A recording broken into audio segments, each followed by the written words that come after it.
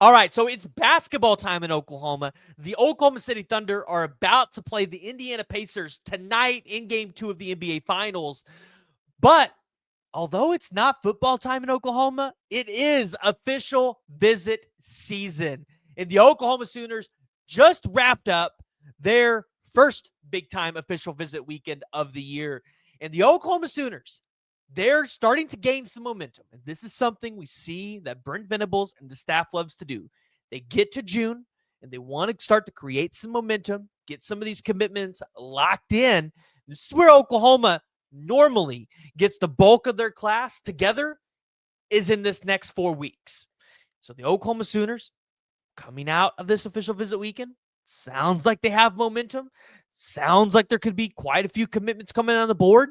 So today we kind of talk about that a little bit. I'm going to give you some maybe predictions on what I think is going to happen. And then additionally, Oklahoma got another prediction in favor of them to land a top-tier offensive lineman. So we're going to talk about all that today. Before we do that, though, I want to hear from y'all. So join the discussion. Let me know if you guys think Oklahoma is going to get over or under 3.5 commitments from this OV weekend. Hey, and if you're new to the channel, this is where I ask you to hit that like and hit that subscribe button so that you're not missing any of the content. It's completely free to you. So just make sure that you're subscribed so you're not missing any of it. But let's go ahead and let's dive right into it, because the Oklahoma Sooners got a future cast prediction from Kenny Van Doren, a Missouri recruiting analyst, in favor of Oklahoma to land Noah Best, the 6'4", 290-pound. He's going to end up playing guard for Oklahoma, right? He's going to play guard, but 6'4", 290 pounds, out of Midlothian High School in Midlothian, Texas. This is a big one because if you remember following this recruiting cycle, this felt like a recruit that was bound to land for Oklahoma. Like this felt like a can't miss guy. But, over the past couple of months, you really saw SMU come into the fold, which it's weird. SMU all of a sudden, found themselves and being able to pay players, which is the thing that they got the death penalty for. And then all of a sudden they're like, oh, wait, we can try to go bag some dudes in and around our area of Dallas and keep them home. And we can be a threat, not only to Oklahoma, but to everybody else. And so you had the threat of SMU. You had the threat of Tech. You had the threat of Missouri. You had the threat of Baylor. But it feels like coming out of the OV weekend, if you have an insider analyst from another team willing to just go ahead and throw in the towel, it feels like Oklahoma might potentially land Noah Best. Now, obviously, I always tell you, when a other team's recruiting insider is willing to put in a prediction or future cast, whatever you call them, from 247 on 3 to rivals, crystal balls, whatever, right? If they're willing to put in a prediction for that player to land at an opposing school, those I feel like mean more than for the insider that covers your school. Because the insider for your school is always, of course, going to be a little bit more, what is the word? You know what I mean, right? They're going to favor your school a little bit more. So Noah Best, if he lands with Oklahoma, he would be Oklahoma's 8th commit in this class, giving Oklahoma a 139.8 composite score. That would bring him up to about 41 in the rankings. Now remember, we're not going to be the 47th ranked class forever. Bo Bentley was on campus. Bo Bentley obviously is a big time target for the Oklahoma Sooners. And a guy that Ben Arbuckle and the staff want to be able to land and put alongside Jaden O'Neal, right? We know this. And so here's a couple pictures from his official visit weekend. By the way, Oklahoma outdid themselves this weekend with some of these pictures. But the entire staff, you can see they rolled out the red carpet. Maybe not the red Bentley. I don't know if I buy all of that. I've seen some of those rumors going around on social media. I would love to see a picture of a red Bentley, and I have not seen it yet. So that might not be 100% true, but let me tell you what is true is they did roll out the red carpet. Now, of course, this, like I've said, it does throw a lot of wrinkles in things because Jaden O'Neal's currently committed. We know how that whole situation's been falling. And let me tell you, Jaden O'Neal this past week got to be a part of some scrimmages in Owasso, and that dude can drop some dimes. So Oklahoma's going to be missing out on a top-tier quarterback if they end up landing Bo Bentley and can't keep Jaden O'Neal in this class. I would really like to see both of them if Bo Bentley commits. I would like to see Jaden O'Neal stay. But, I mean, obviously you understand if he moves on to a school like FSU or Auburn or Arizona.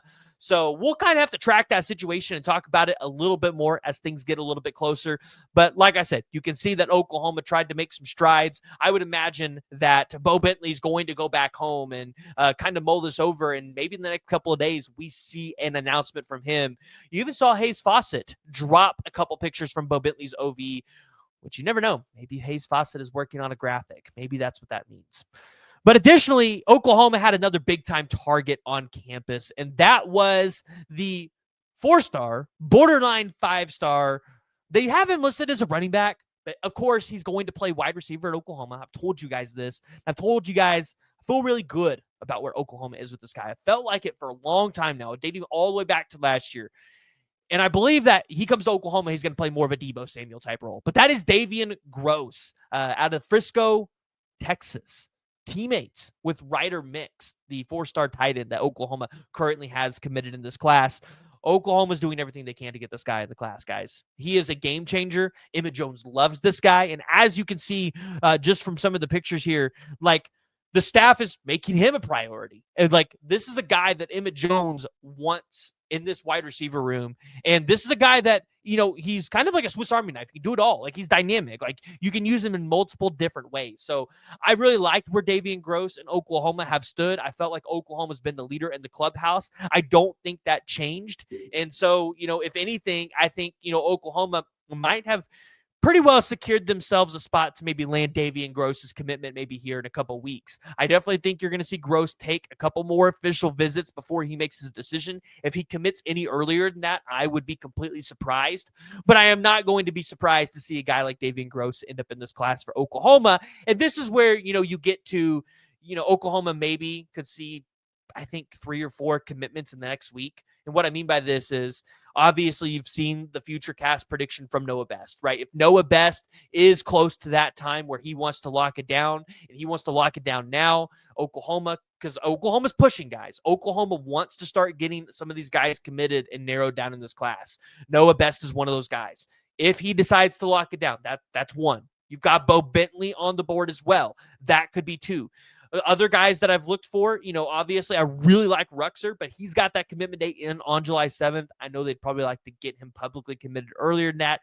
Probably not going to happen. But you look at guys like a Braxton Lindsey or somebody like maybe even a Dallas Dickerson.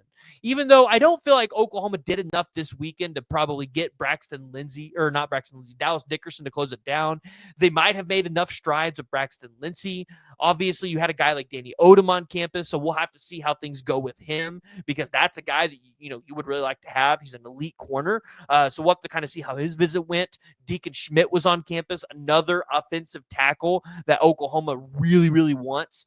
And if you're not going to land a guy like Felix Ojo, which I just don't realistically see happening in this class, Deacon Schmidt is a perfect option. And then also they had Jaden Pettit on campus as well.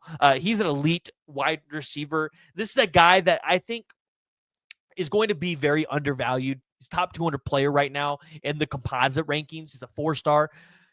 Out of Naples, Florida, again, I think there's a lot of people that are going to undervalue him if he ends up committing to Oklahoma, and I really think Oklahoma is in a great spot there. However, he's still got an official with North Carolina and Miami coming up, so Bill Belichick out there at North Carolina, can he work some magic? But he's been a high-priority target in this class, and I think he will continue to be. So, obviously, some really good early news coming out of this official visit weekend for Oklahoma, but I want to hear from y'all.